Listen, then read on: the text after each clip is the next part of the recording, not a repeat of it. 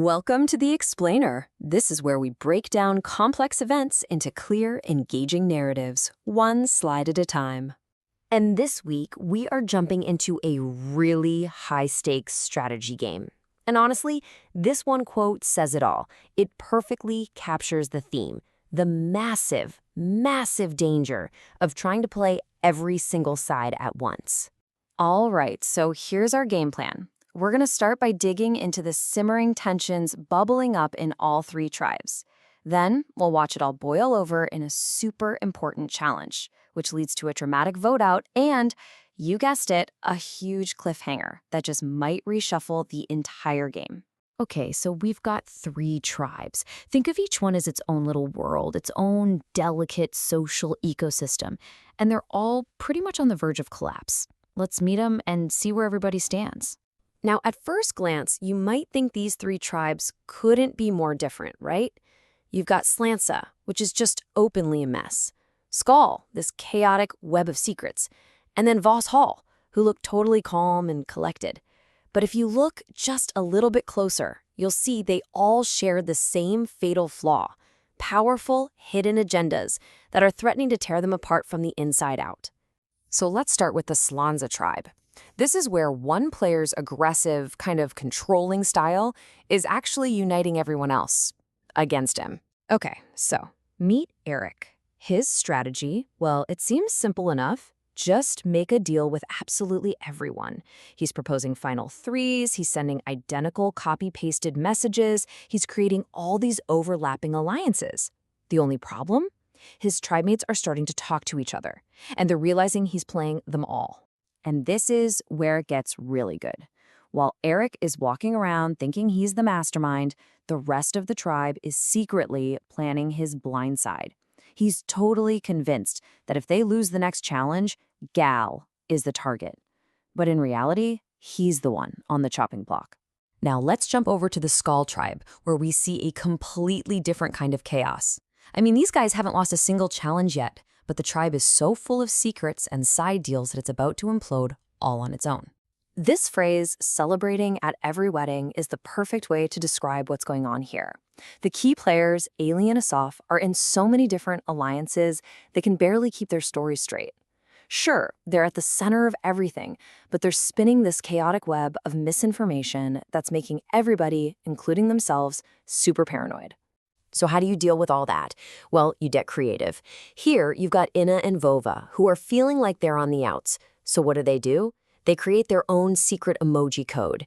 It's a private language they can use to share info and warn each other about threats if the tribes get mixed up down the line. Pretty smart. Meanwhile, a truly masterful move is unfolding in the background. Ailey pulls off this really complex trade of in-game items with his ally, Asaf.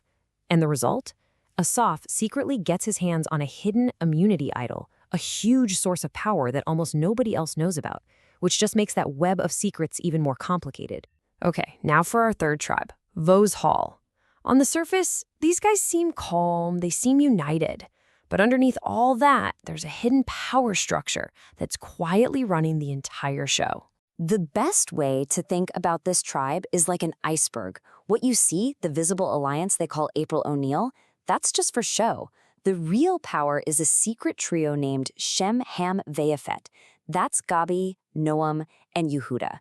They share an idol, and they are controlling everything. Players like Ella and Lodem think they're totally safe, but they're being kept completely in the dark, with no idea they're the next ones to go. So, the stage is set. All this tension is about to boil over as the three tribes head into a really complex communication challenge called the Blind Oracle. Basically, one person, the Oracle, has to describe images that only they can see to the rest of the tribe. One miscommunication, one tiny mistake could mean everything. The results start coming in, and they are shocking. First up, Skull, the undefeated tribe, has a complete and total meltdown. They finish in a disastrous 29 minutes and 5 seconds. They're finally heading to their first tribal council. Next, Voss Hall. They were pretty confident in their performance, but they clock in at 21 minutes and 23 seconds. They're safe, but they're not the winners. Which means, in a stunning, unbelievable upset, Slantsa, the tribe that was on the brink of civil war, pulls off the victory by a mere 19 seconds. They win immunity and save themselves from imploding, for now. But here, this is where the strategy gets truly wild. While everyone else is either celebrating or commiserating, look at Asaf from the losing skull tribe. He's thrilled. He's smiling. Why? Because for him, losing wasn't a mistake. It was the plan all along. So, at Skull's first ever tribal council, you'd think the drama would be off the charts, right? Well, not exactly. The dominant alliance just sticks together and easily votes out the quietest member, Erez. Asaf, despite all his scheming, lives to fight another day. But the game is far from over. As a reward for their victory, the winning tribe, Slantsa, is given a game-altering power. And this is going to impact every single player. They have to pick one player from their own tribe, one from Skull, and one from Vashal to be sent away. This is a huge deal because it's going to force new cross-tribal connections, new alliances, and probably a lot of new resentments right before the game is expected to change. And of course, back at the Slantsa camp, the celebration lasts about 2 seconds. Arik immediately tries to control this new decision, micromanaging who should go and what lies they should all tell. And it just infuriates his tribe mates, who wanted for just one moment to enjoy their win. And just like that, the tribe is fractured all over again. So, this single decision is going to set the stage for the rest of the game. You know, the friendships and the rivalries that form on this battlefield could easily decide who ultimately wins. It just leaves us with one big question. Who gets chosen? And how is it going to change everything?